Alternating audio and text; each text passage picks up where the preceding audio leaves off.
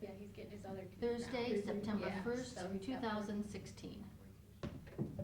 Pledge allegiance to the flag of the United States of America and to the republic for which it stands, one nation, under God, indivisible, with liberty and justice for all. Dispense with the minutes? Second. Mr. Monahan? Yes. Mr. Carroll? Yes. Yes. Mr. Shenango?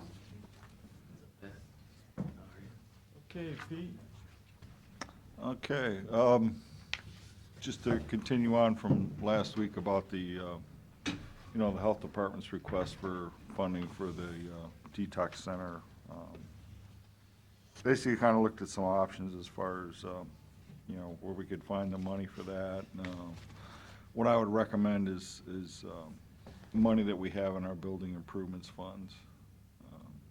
There's enough to do that. As of right now, there's $770,000 available to do that Okay. out of that fund, so. Well, I think I talked with you, and I don't know if Bill and Pat talked with you, but I agree with that. We take the 250 and give Pete what he needs to do for his first-star builders. So. Yeah, I just, told him, well, we talked, his timing is, first one sometime probably a little bit later this year after they sign the contract, so make sure you send us an invoice, so. Okay. We can do that. You need a motion of that, or what? We want to get, we will also, I'd also like to, Yeah, Bill had just some people had housekeeping asked, orders. how many builders were actually interviewed, and could we get the names and the point system they used to get the builder? Can I ask for that? Sure. I'd like to get that also Okay. along with, and I think they said they're gonna include Bayshore Counseling and Firelands Regional Medical Center. So if he could put something to that regard in a letter to us, that'd be great. Okay, Yeah, that's fair. all right. Get some kind of idea how it's going to function. 'Cause All right. we asked for kind of a plan, and he outlined it, but nothing specific, so. All right. And what's, I know the Mental Health and Recovery Board, they're doing $100,000 for 5 years. That's my understanding. That's correct. Okay. Gary's on that board. Oh, okay. Okay. What else you got? The other one I have is I've got staff from HR and our health insurance consultant. We've been going through the process of, looking at the health plan for next year. We've had we have a strategic planning committee. We went through all of that and brought it to cost containment. And through those groups, there's some recommendations for next year. So, I don't know if we brought any of that. We brought some copies of that. Yeah, would you pass those out, please, Matt? Okay. Nancy, is that through Medical Mutual? Right, yes. I just got a letter, or one of my kids did, that they're leaving the area. On the individual side. On the individual side? They'll be in basically 13 counties within Ohio. Erie County is one of the counties that on any individual ACA plans, not the grandmothered plans, but any of the Affordable Care Act plans, they will not be offering plans in Erie County in 2017. Huh, why is that? Over the past few years, they have lost a lot of money on the ACA and the healthcare.gov block of business. So they're kind of following suit with what United Healthcare has stated, Aetna has stated, some of the other major carriers, that is not a place that they want to be basically in 2017. They'll still offer plans in limited counties, 13 counties, but the group business is still very strong. So on the group side, that's still very strong for them and profitable, but the individual side, they were losing too much money. Interesting. Who's leading this, man? Yes. Or I can do it, and they can, if you've got any questions, let's take here for it. We looked at, our consultant took a look at where we need to be for next year as far as funding the plan. think they came in, and what was it, 6.7, I think was what your recommendation was, somewhere in that neighborhood, or 7.6, or something like that. Again, to make sure that the fund balance continues to grow, again, because, you know, we do owe the general fund some money that we had an advance on, that we moved the rates up 10%. The share between the employer and employee will stay the same where it's at. We're not going to change that at all. You know, we did look at other providers, primarily SEBCO, which is the County Commissioners Association group. There are roughly about 35 counties in that. They provided a quote, but it was not competitive, so we're going to stay with Medical Mutual. That's the recommendation. Caremark is our, you know, pharmacy benefit manager. Again, took a look at that. The recommendation was to stay with them. They're actually hoping to save us some money for next year. Our stop loss coverage, I think is right now is under Medical Mutual. They quoted an 18% renewal increase, so we're going out to quotes on that. I don't Do think. have an update on that. Yeah, I have an update on that. We went out to bid with a number of different carriers, some declined, others came back with quotes. The most competitive quote was at 15%. Went back to Medical Mutual. Medical Mutual matched that 15% quote, so we didn't negotiate that down. Okay. On the vision plan, we took a look at that. One of the things they felt were a little not competitive with the whole plan is on the frame allowance.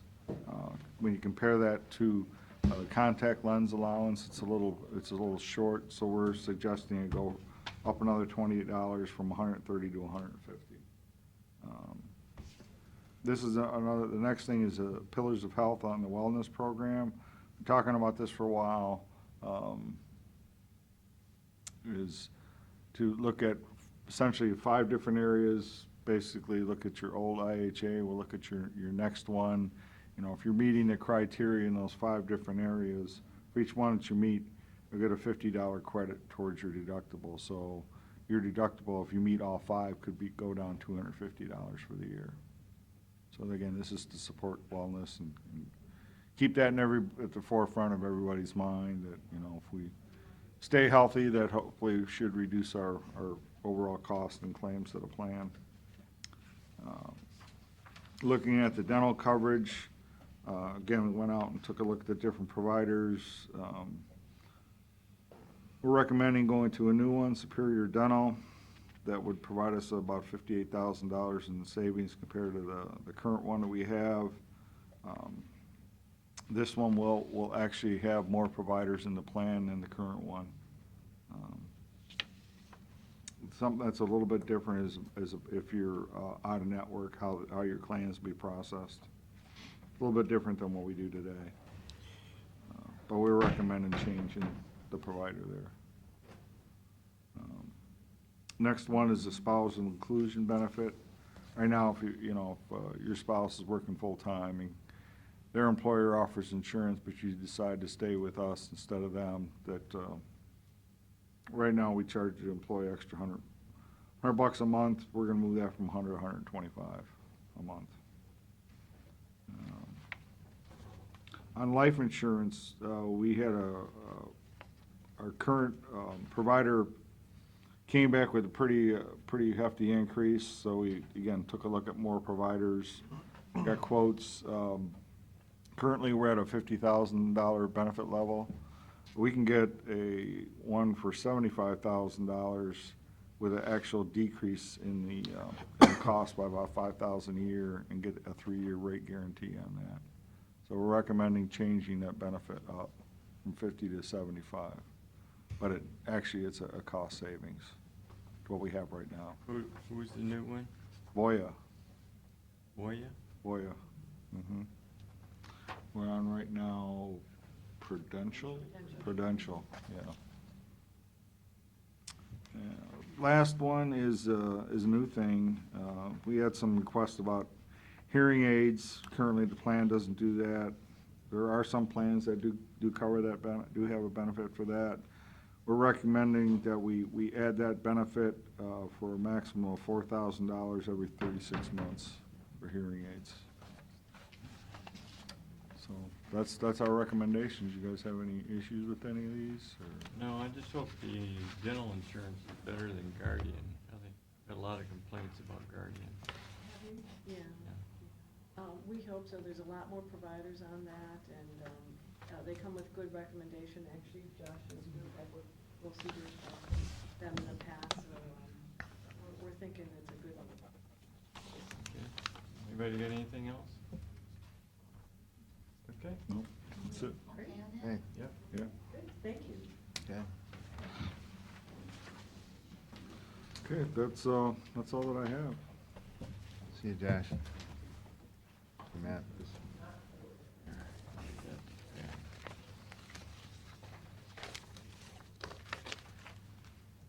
Thank you. Are you opening bids, Matt?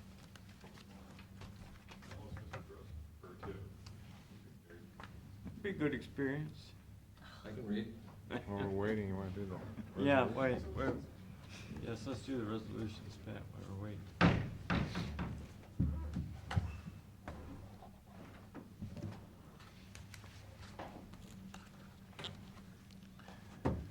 Resolution of the board for the purpose of supporting establishment of Lake Erie Island Water Trails as a designated water trail by the Ohio Department of Natural Resources. Second. Mr. Shenango? Mr. Monahan? Yes. Mr. Farrell? Yes. Resolution of the board for the purpose of authorizing payment to AT&T for services provided for Facilities Department. Second. Mr. Shenango? Yes. Mr. Monahan? Yes. Mr. Farrell? Yes. Resolution of the board authorizing county auditor to make supplemental appropriation. Second. Mr. Shenango? Yes. Mr. Monahan? Yes. Mr. Farrell? Yes. Resolution declaring certain items surplus in order to be sold by internet auction. Second. Mr. Shenango? Yes. Mr. Monahan? Mr. Farrell? Yes. Resolution of the board for the purpose of entering into an agreement with Tamara Kilbride. Second. Mr. Shenango? Yes. Mr. Monahan? Yep. Mr. Farrell? Yes. Resolution of the board authorizing county auditor to make interfund transfer. Second. Mr. Shenango? Yes. Mr. Monahan? Mr. Farrell? Yes. Resolution of the board for the purpose of carrying certain items surplus in order to be stored, discarded or salvaged. Mr. Shenango? Yes. Mr. Monahan? Mr. Farrell? Yes. Resolution of the board entering into agreement with Kelly Michael. Second. Mr. Shenango? Yes. Mr. Monahan? Mr. Farrell? Yes. Resolution of the board for certification for then and now. Second. Mr. Shenango? Yes. Mr. Monahan? Yes. Mr. Farrell? Yes. Resolution of the board for the purpose of entering into agreement with Julie Young. Second. Mr. Shenango? Yes. Mr. Monahan? Yes. Mr. Farrell? Yes. Resolution of the board for a purpose of reaffirming and restating the terms of an amended intergovernmental agreement with Local Workforce Investment Area 7. Second. Mr. Shenango? Yes. Mr. Monahan? Mr. Farrell? Yes. Resolution of the board for the purpose of entering into agreement with Lori Stith. Second. Mr. Shenango? Yes. Mr. Monahan? Mr. Farrell? Yes. Resolution of the board for the purpose of entering into agreement with Michelle Goretz. Second. Mr. Shenango? Yes. Mr. Monahan? Mr. Farrell? Yes. Resolution of the board authorizing auditor to make supplemental appropriation. Second. Mr. Shenango? Yes. Mr. Monahan? Mr. Farrell? Yes. Resolution of the board for a purpose of entering into agreement with Laura Wilkin. Second. Mr. Shenango? Yes. Mr. Monahan? Mr. Farrell? Yes. Resolution for the purpose of entering into agreement with Glass Guys. Second. Mr. Shenango? Yes. Mr. Monahan? Mr. Farrell? Yes. And resolution of the board authorizing county auditor to make budget modifications and supplemental appropriations. Second. Mr. Shenango? Yes. Mr. Monahan? Yes. Mr. Farrell? Yes. That's it? That's it. Okay.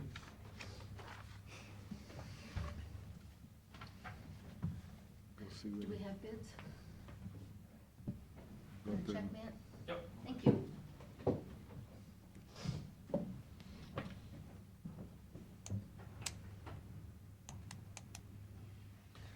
At Cruising by the Bay, Pete, we get everything squared around with those guys as far as access and, Yeah, it's gonna come in from Market Street. I sent out a press release to the press and also forwarded that on to employees down in the office building and the public defenders, so they know. Yeah. Again, parking garage will be open, just that you're gonna have to access Market Street coming from the west, from west to east. Columbus Ave will be closed. okay. Hey, what's this, on this Minnewanka Force Main? It says that they have $700,000 budgeted, and the contract price is $831,755. What, tell us about that.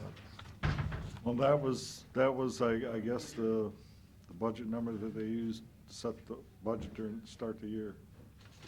That was the estimate. Yep. Is that the engineer's estimate? I doubt that. I'm not sure where DOES came up with their number, but it's, Isn't there the 10% rule, that you can't be over $70,000 in that case? I don't think they, when they did the budget, I don't even think they had the engineer's estimate at the time. It was just a pure guess, if you will. Wow. Okay, 9:45, we'll have the bid opening in regards to Campbell Street resurfacing. Gary? Ready? The first one is from Gherkin Paving, Inc. of Napoleon, Ohio.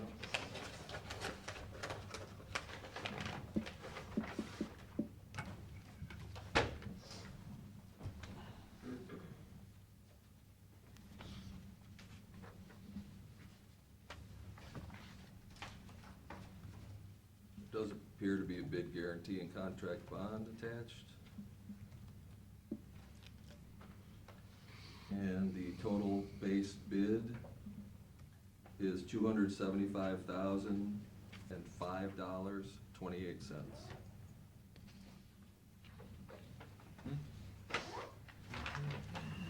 Next bid is Erie Blacktop Inc. of Sandusky, Ohio.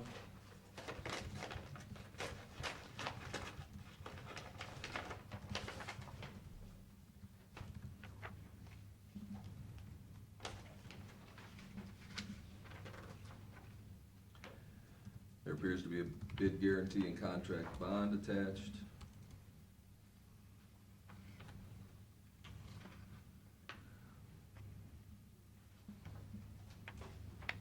Total bid is $281,962.00.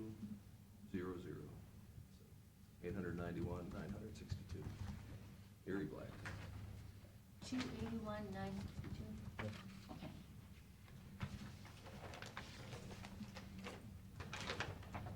And the final bid is from Precision Paving, Inc., Milan, Ohio.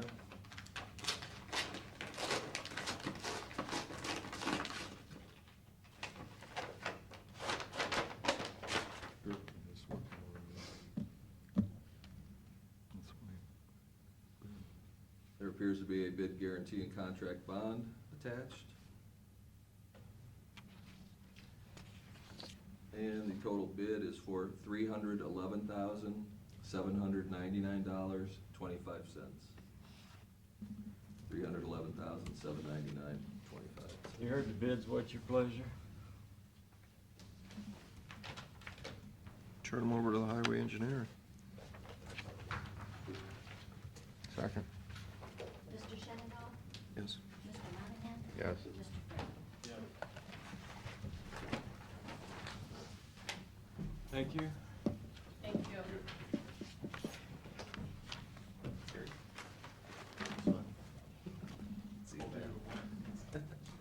Hey, Matt. We can start a little early if you're ready.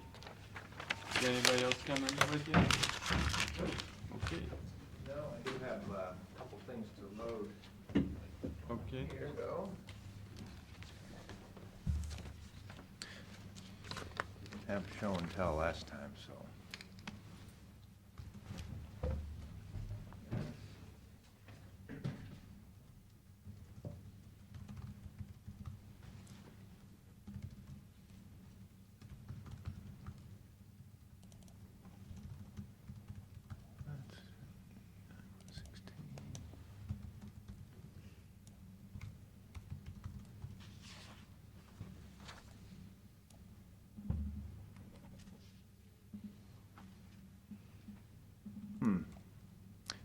we will find out. One of these things, when I transfer it over, has a traffic cone symbol.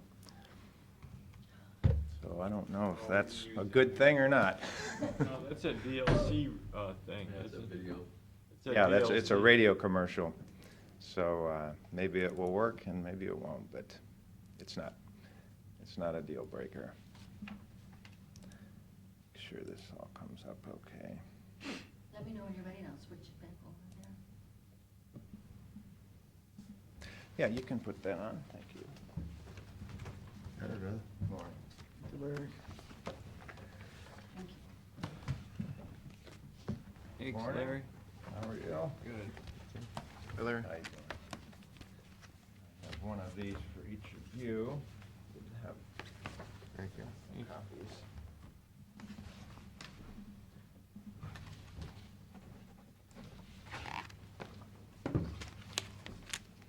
Well, good morning. We are September 1st.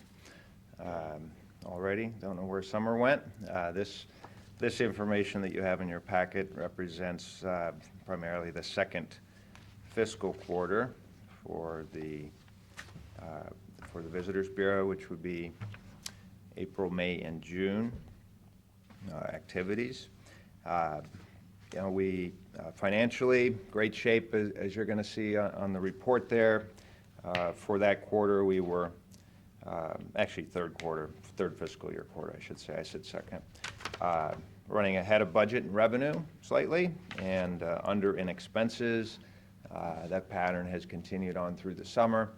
So we're looking in very good shape as we go into budgeting for next year.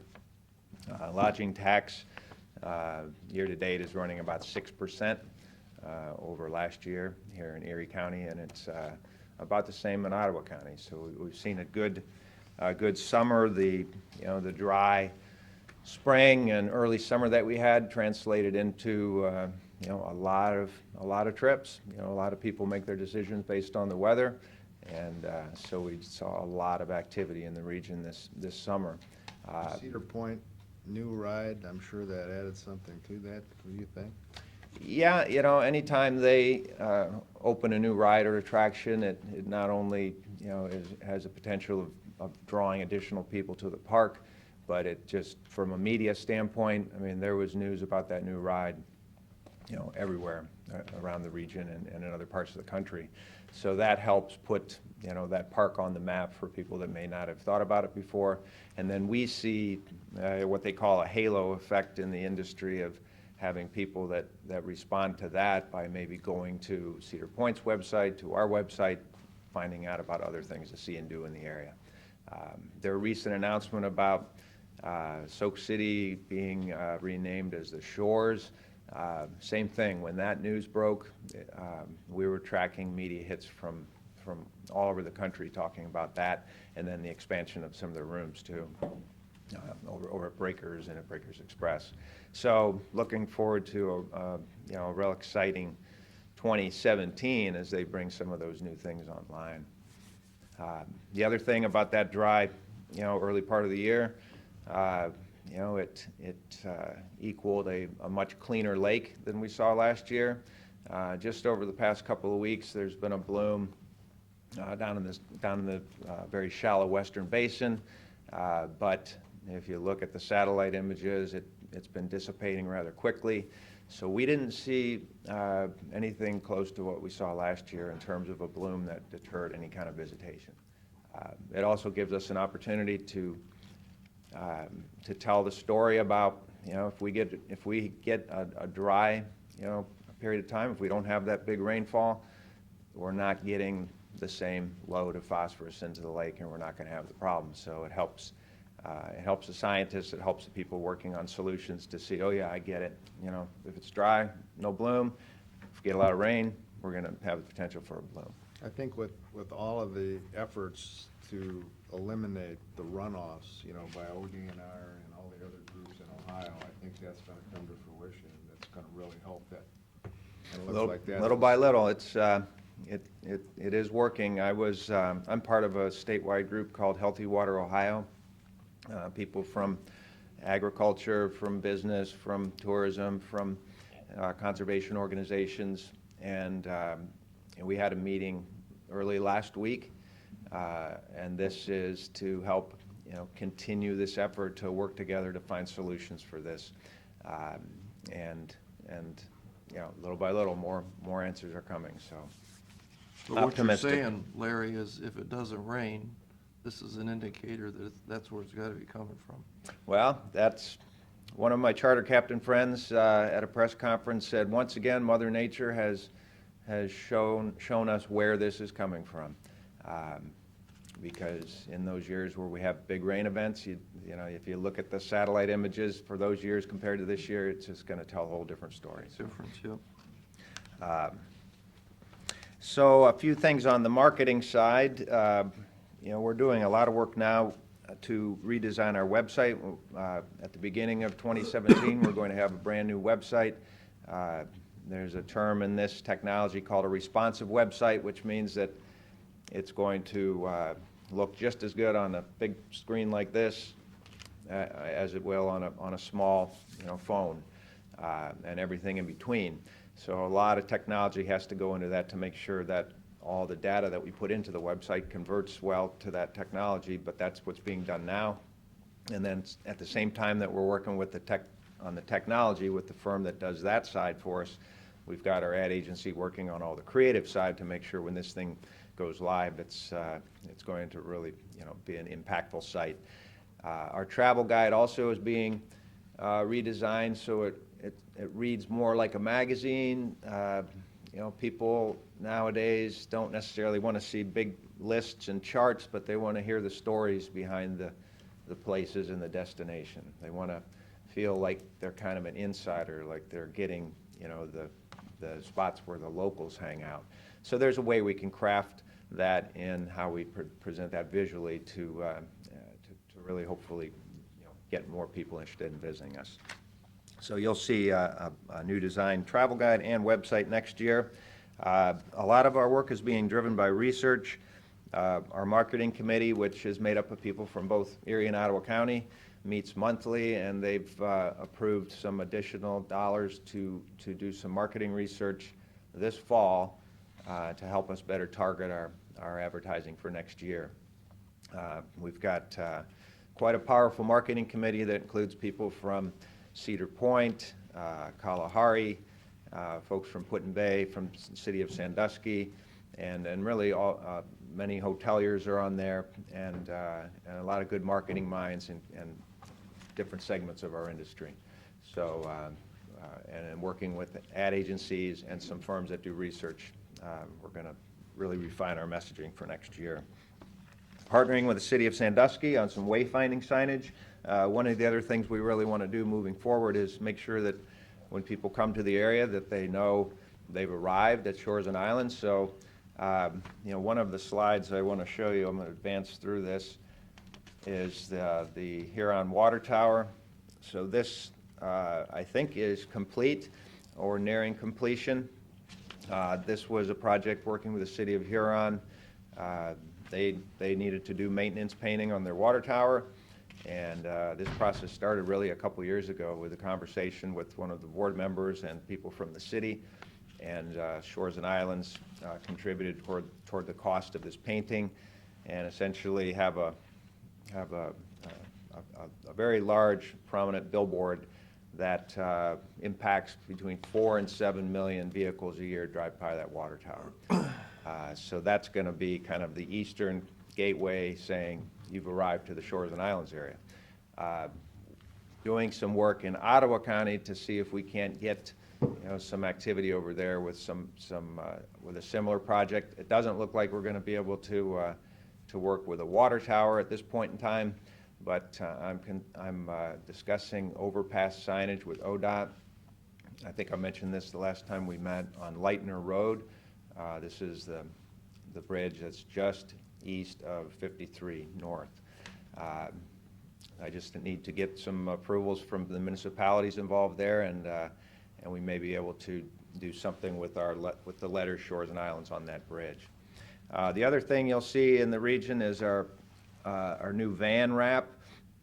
So for really not a lot of money compared to how many eyes will be on this, This is the front of our van, the back, with all of our, with our website and all of our social networking channels. If people are behind us at a stoplight or someplace, they're going to have an ad looking at them. And then the left and right sides of the van.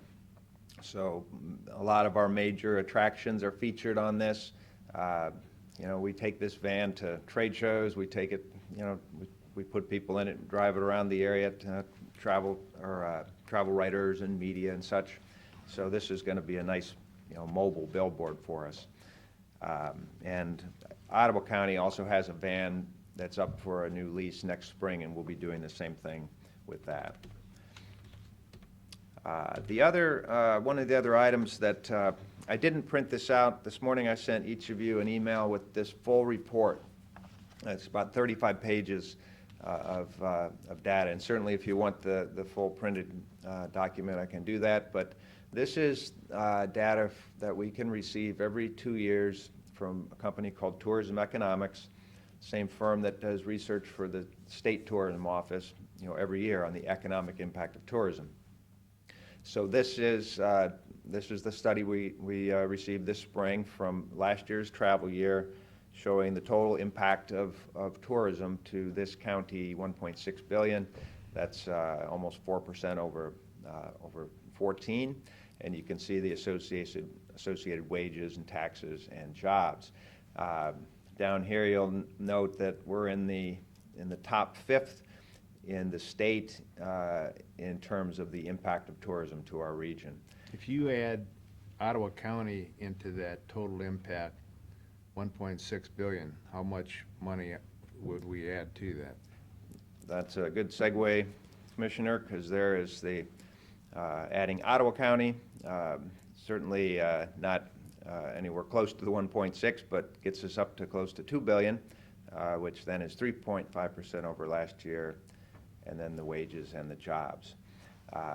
Ottawa County on its own is in this second, 5th in terms of the impact of tourism in the state. So, you know, Erie County and certainly the region puts us in here with the 3 Cs, and then over here in the Akron-Canton area in terms of the impact of tourism. The other thing I always like to point out is the states, so you can see where we stack up to the states. So the total impact in 15 for the state, almost $50 billion of tourism impact, and we're closing on close to 500,000 jobs. The area that's highlighted in red, those are the counties that touch Lake Erie in Ohio, and this is always part of any talk I give about the impact of the lake on tourism, because the whole state, about 50 billion, and 8 counties out of 88 are responsible for 28% of the total tourism impact for the whole state, just coming from those 8 counties. So that really is the power of Lake Erie to drive tourism, and why that it's so important to protect that resource. You know, and that jobs figure is about the same. It's more than 25% of the total jobs in the whole state of Ohio from tourism are just in this 8-county region. So very important information to keep in mind. Say that one more time about the jobs. Pardon me? Say that one more time about the jobs. Total jobs in the state from tourism, 484, and 123, almost 124,000 are coming from just 8 of 88 counties. But you're including Cuyahoga in that. Yes. And Yeah, that's- this is Ashtabula, Lake, Cuyahoga, Lorraine, Ottawa, Erie, Lucas, and Sandusky gets in there because of the river, and they touch a little bit of that watershed.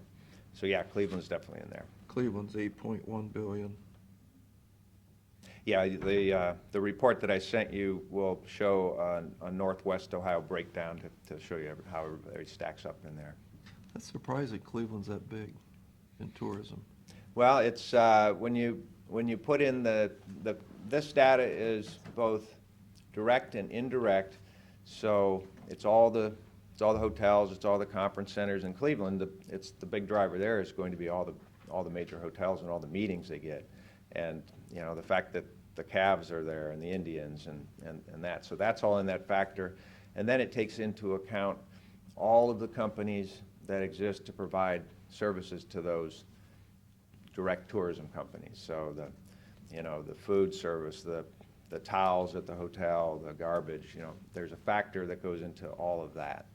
And then there's even another multiplier that is called induced, which is all of those wages then being spent in the community. So all those tourism job wages that stay in the community and get spent for other things and help drive those businesses, so. You got the Rock and Roll Hall of Fame, and you got the Great Rock Lakes Hall. Science Museum, and you got a lot of stuff in Cleveland that we don't obviously have in some of the smaller counties. But we have a lot of stuff they don't have either. That's why they like us so. They like Cleveland. If you look in the Cleveland Visitors Guide, you're gonna see Shores and Islands. You're gonna see the Jet Express. You're gonna see Cedar Point. You'll see water parks. We partnered very heavily with Cleveland during this whole RNC. And as the report states, we didn't get everything we wanted to out of that, No, neither do but, they. but we couldn't cut through the clutter. That you were partnering with, was that Destination Cleveland? Yeah. Okay. Yeah, and, in terms of things that they did, but also we had digital billboards in downtown Cleveland during, the Cavs playoff run and right into the RNC. We had ads in-room, booklets that are in some of the hotels, and then we were on Destination Cleveland's website. So, and a PR firm that was working with us specifically on RNC, they do think there's this opportunity that they can go back and pitch some of these media outlets that they pitched before that really didn't have time to write about us then because they were writing about, Trump or, who wasn't at the conference and who was. So we're still going to, keep working and try to get some latent impact out of that. The booklet I gave you, I just got back from, last night I got back from a conference that was in Florida. It's called ESTO, Education Seminars for Tourism Organizations. The best annual conference for folks like me. It's all CVB directors from across the country, marketing directors, about 800 people. Excellent learning opportunities, not only from speakers that they bring in, but we sit down in a room with 25 or 30 of our counterparts from around the country and talk about the things that we're dealing with and ideas, and there's just a great spirit of partnership because we're not necessarily competing with somebody from California, but we can learn a lot about what they're doing there that we can put into play here. And so that was an excellent opportunity, and the booklet was distributed at that conference. The conference was put on by that organization that puts out that book, U.S. Travel Association. Every year they do this Power of Tourism promotion, and Shores and Islands is one of the very few places in the country that was highlighted as a case study of a campaign that really worked well. And as you'll see if you look at that article, it talks about, again, this halo effect, how people that come here to visit then become much better prospects for maybe living here, opening a business here, investing in the area. So you'll see that described in that article. As the report says, I also recently did some travel to Duluth. The city of Sandusky helped take 13 of us to Duluth, Minnesota for a few days a couple weeks ago. 2 city commissioners, Main Street, Sandusky, Eric Wobser was there, Leah Lexicos was there from Cedar Point, Parks and Rec, a gentleman from the State Theater, and a few others. And we had meetings with city planners, with the Visitors Bureau, with the Convention Center people, and with the Parks and Rec people. And Duluth, although bigger, mirrors in many ways this Sandusky waterfront and how Duluth kind of had to reinvent themselves from an industrial background to really one that's driven largely by tourism. And they had tall ships there. So the folks from Sandusky, we also wanted to see this major tall ship event going on, because that's the type of event that will be coming here in 2018. So there were 10 tall ships there, including El Galleon, which is going to be pulling into the downtown Sandusky waterfront here soon, if it's not already there. Beautiful big replica of a Spanish galleon. So great opportunity to learn from those folks, things that we can put into action here. Let me show you just a couple quick things here, so don't, let's see if I can, this isn't mentioned in the report, so I just want you to feel comfortable that the finances at the Bureau are being well taken care of. This is a compliment to Dawn Weinhardt, who ultimately takes care of all the books there. Had an audit recently. Auditor State sent us this award, which basically means everything was done perfectly. So we're proud of Dawn for the work that she's done there. Now this is the one that had a, is there sound on? Yes, we'll see. It should Okay. work for Well, you. this is the one that had the traffic cones, so.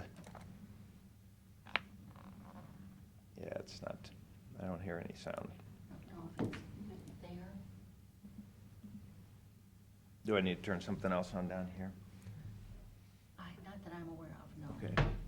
Maybe that's why the traffic cone was there. The sound is on, so. Let me try the other item I put here. This is our fall TV commercial that is running right now. I've seen that. And that doesn't want to play on this computer. Doesn't appear to want to play. Well, I apologize for that. That sometimes these files aren't compatible. Oh, there it goes.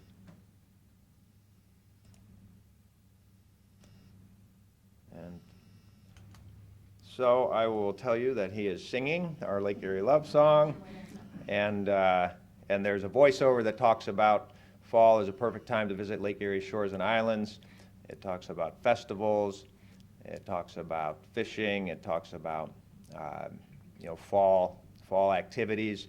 And the other thing that we do in this commercial, through some focus groups we did back a couple months ago, there's this false impression that it's really cold here in the fall. And so people actually said in these focus groups, yeah, that's a great place to go in the summer, but it's cold in the fall and really cold in the winter. So the voiceover in here talks about the temperatures in the fall being very mild and still, summer-like, and really one of the best times of the year to visit here. So we're really hoping to drive some tourism into this shoulder season. So apologies that there's no sound, but I can guarantee you it's fabulous. Since you have it on our desktop, I'll see what I can figure out. Okay, yeah, I'll just leave this here. We'll mess with it. Yep, I'll just leave this here. And the other thing I'll mention quickly is, really excited about all the work going on at the sports complex. Sports Force has announced their first tournaments for next year. Emails went out to the hotel properties, and initially there were some questions and some confusion. So Shores and Islands, in order to help be a bridge between Sports Force traveling teams and our hotel partners, we organized a conference call back a couple months ago where folks from all our hotels were able to ask questions, but still there was confusion when the RFPs started going out. So last month we brought the folks from traveling teams down, and Jim Arnold from Sports Force came over to our offices, and we had appointments set up, half an hour, 45 minutes with each hotel, and all the properties and owners showed up during that day to have these focused meetings to get all their questions answered about, what do I do, how do I bid, just a lot of questions, but they did get those answered, so we thought that was very productive, and people are now able to effectively respond to these. But it'll be a learning curve here over the first, couple years, I think, because, they're going to put a bid out, and sometimes it's going to be in the middle of the summer, and whatever properties are interested in being part of that tournament and having their room show up on the website when people go to book to stay, are able to put in a bid. But, you know, in some cases, they're going to be full. So it'll be interesting to see how that all plays out.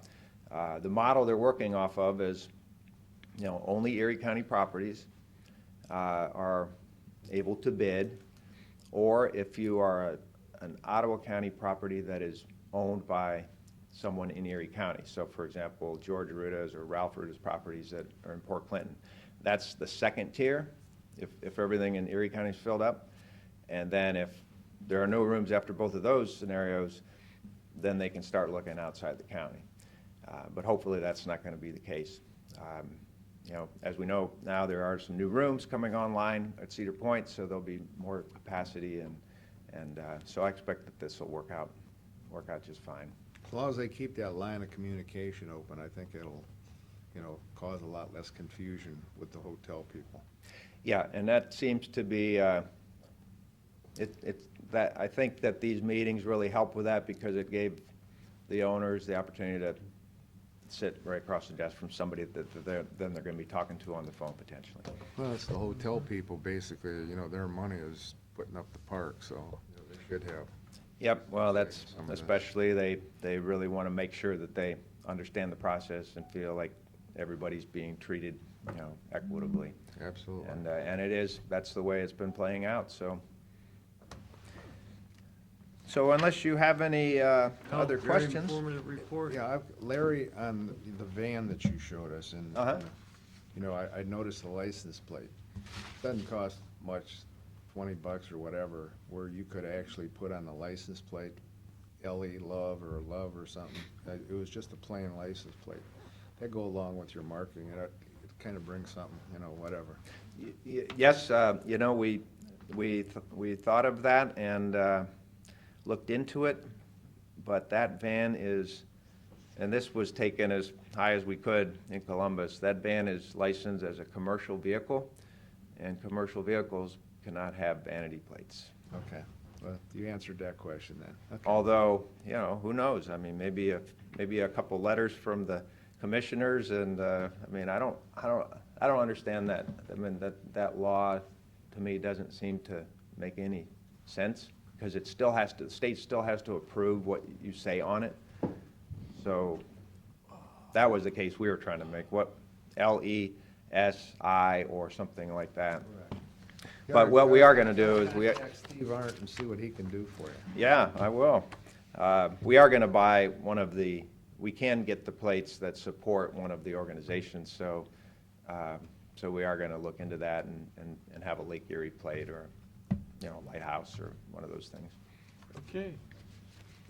Thank you very much. Thank you, Larry. Thanks for coming in, Have a Larry. nice My weekend. pleasure. Let's see, did I get my flash drive? Hey, Larry, can I get a copy, or do you have a copy of the PowerPoint? I get a copy of that? Would you send me a copy of the PowerPoint that you did this morning? Yep, I sure will. It's on here on the desktop, but I will email it to you this afternoon. Thank you. I'll make sure you get a copy. Okay. Is that for me?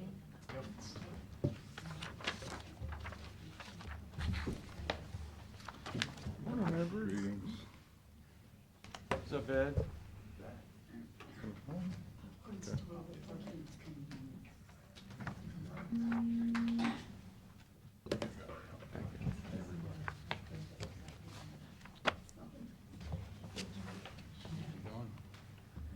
Thanks. You by yourself, Ed? Yep.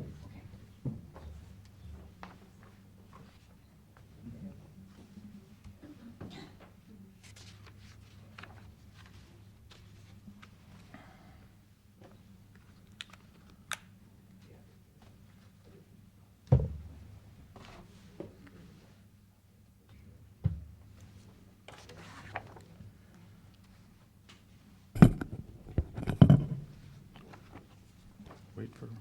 Yeah, we'll give him a minute or so. Okay. Just need to run the rest of it.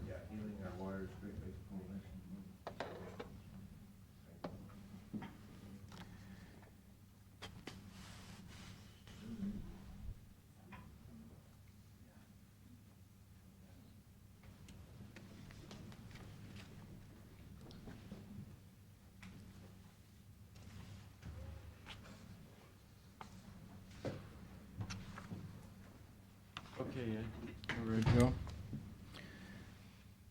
We're talking about the 2016 budget.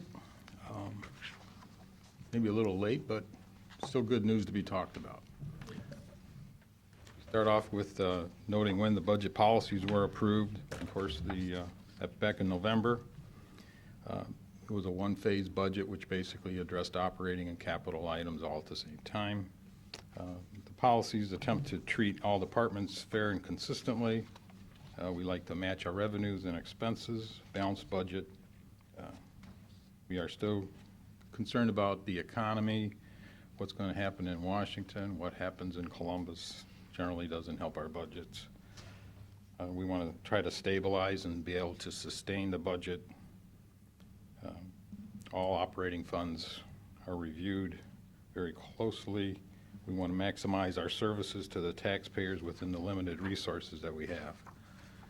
On revenues, we try to maintain or increase the revenue stream, seek for new and alternative funding methods to offset our costs, charge the fees at the maximum rates, annually review the cost and fees, adjust where we need to, and we do continue to use the cost allocation program. On the expenditure side, we try to make sure that we're not overspending. We prefer to use attrition as opposed to layoffs if that's necessary. This year there was a 3% allowance for the non-bargaining employees as far as wage increases. We still have a health insurance matter where the general fund provided an advance to the health insurance fund. To help offset that, we did have a 10% premium increase. We used the state bidding as well as county purchasing policies. We try to hold the line on the other operating expenses that are non-personnel. New programs will be presented in front of the commissioners. They are in writing. We avoid duplicate programs. Capital projects are also in writing and presented to the commissioners at a public meeting. Grants are good, but sometimes they're not as good as they make out, so we look at them very closely. We try to provide protection to our residents, their property. We continue to look at the E911, joint dispatching. We have to maintain our properties, our buildings. We need to meet the demands of the criminal justice systems with the limited resources we have.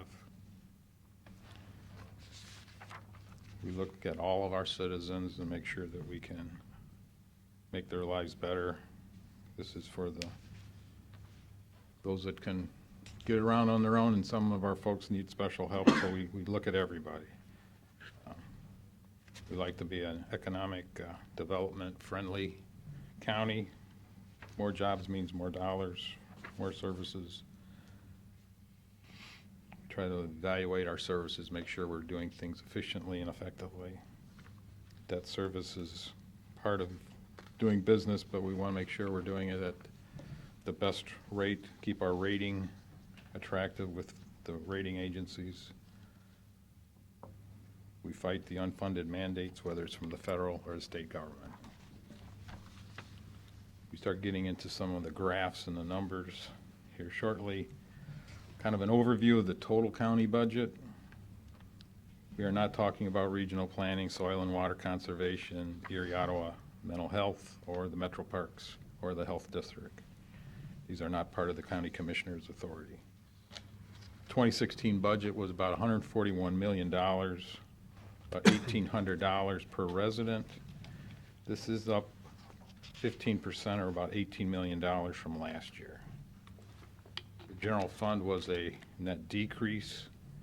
Large part, there was no limited dollars in terms of the sunset sales tax. That program is winding down. Even with that reduction and the increases for wages and insurance, the funding of law enforcement and social service programs, the general fund still was a net reduction. Environmental services is up in part for repairs, purchase of equipment, capital items. They have a number of debt projects this year, certainly highlighted by Bayview, an $8 million project. but their total debt and grant projects were nearly $12 million. We have the Tourism Promotion Fund, which is for the Sports Force project out on Cleveland Road. That bumps things up almost $3 million. And health insurance and workers' comp is pushing things up by about $1.3 million. If you're looking for I guess a real-world comparison, we look to Venture out on Route 101 is fairly comparable, although I think they're a little bigger than us, but in trying to find a good example. We start getting into the graphs, charts. Exhibit A, which is a table, we list the 10 largest county budgets. A year ago, this represented about 71% of the total budget. This year, it's about 73%. And it is up like $15 million.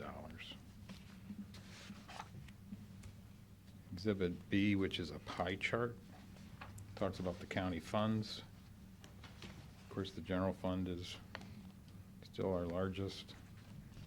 Does about 19%, about the same as a year ago. Job and Family Services is down slightly at 8. The Meadows is down slightly at 6. Those last three budgets, when you lump them together, represent about a third of the total budget under the county commissioners. Get to Exhibit C, it's a pie chart. We talk about the services. 25% is going for human services, 24% for criminal justice and safety programs, 16% for water, sewer, landfill, and then the remainder, about 14%, is like for projects, and we end up with about 5% for legislative, executive, the bureaucrats of government, I guess.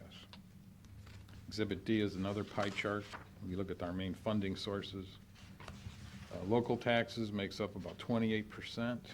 We're talking about the sales tax, 1 cent per dollar. Property taxes are 2.3 mil. General fund, also the Board of DD, 3 mil. Half mil senior levy. There's vehicle registration, property transfer fees. Hotel motel taxes are now at 4%. But on average, about 10% out of every dollar property tax goes to the county budget.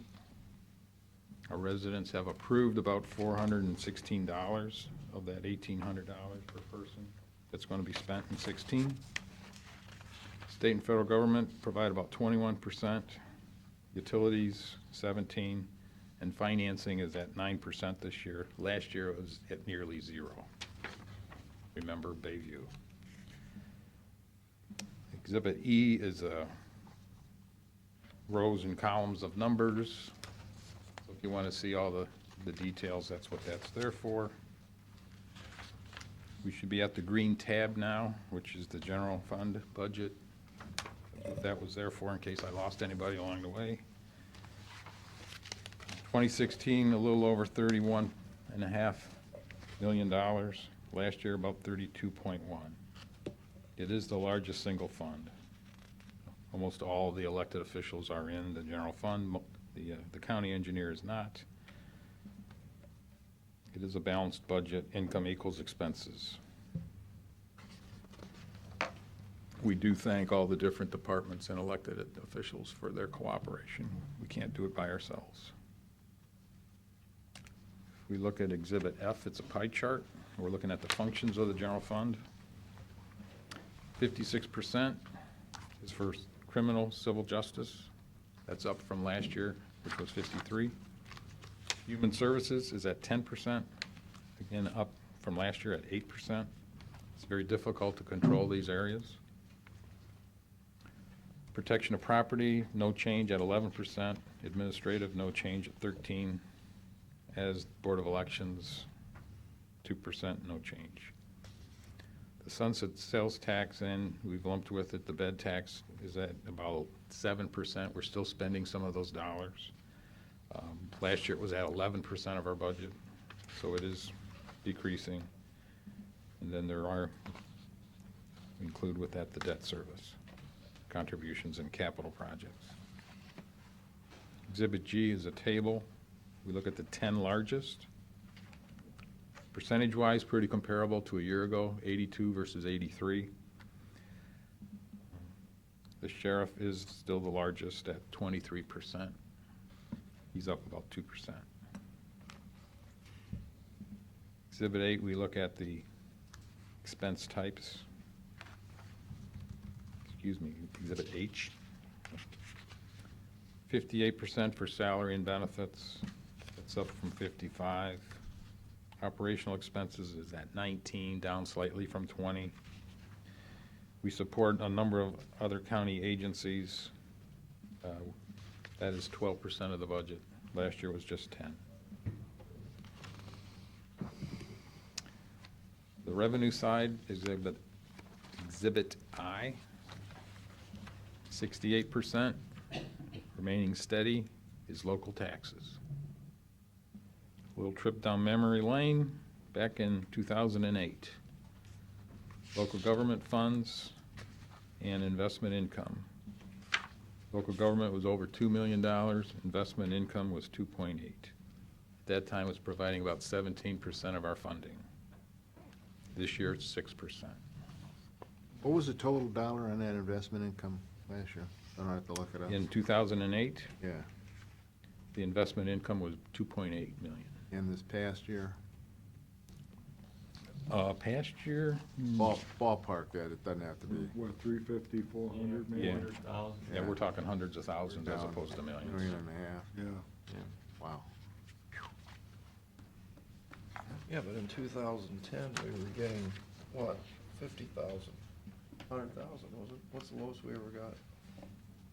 Lowest we ever got was, I want to say that was probably 85. 11 or 12. Was it 11 or 12? It was probably a couple 100,000 maybe. It's lower than that, I thought. It was down to pretty close to nothing. Relatively speaking, Yeah, yeah. it was nothing. Yeah, relatively Lived through that, speaking. So, Yeah. Yeah. Yeah, I didn't do it, you guys did it. Somehow you made it work and the residents benefit, but it's not easy when you lose those kind of dollars. Okay. Sales tax last year at the 1% generated just like $15.5 million. Each 0.5% sales tax generates about $107 per resident. The year before it was about $98. We know it's not all paid by our residents. The residential property tax table on Exhibit J generates less than 5 cents per of the dollars we spend in the general fund. So it's a very small portion. We typically analyze a local community. Castelia residents, they pay the general fund about 3%. Goes to the county for us to operate. Then about 53% of their dollars goes to their local schools. Similar to the total budget, Exhibit K is just the general fund, line by line, blow by blow, some comparisons. Exhibit L, the salaries of the elected officials. We do note that there has been some increases approved, and slowly but surely those will work their way into the budgets. At that point, I don't know if there's any questions. Pete, anything to add? Okay. No, not really. I mean, just, again, the kind of high point is that, pointed out is, we're looking at our overall budget, why has it gone up? Well, essentially, starting to do a few more investments in the community, primarily, that Bayview sewer project, that's a big one. Okay. Thank you. Have a good one. Okay. Any public comment regarding media items? See you later. Need a motion then to go into executive session regarding litigation. So moved. Mr. Shenigo? Yep. Mr. Monahan? Yeah. Mr. Farrell? Yes. And motion to adjourn. Mr. Shenigo? Yes. Mr. Monahan? Yes. Mr. Farrell? Yes.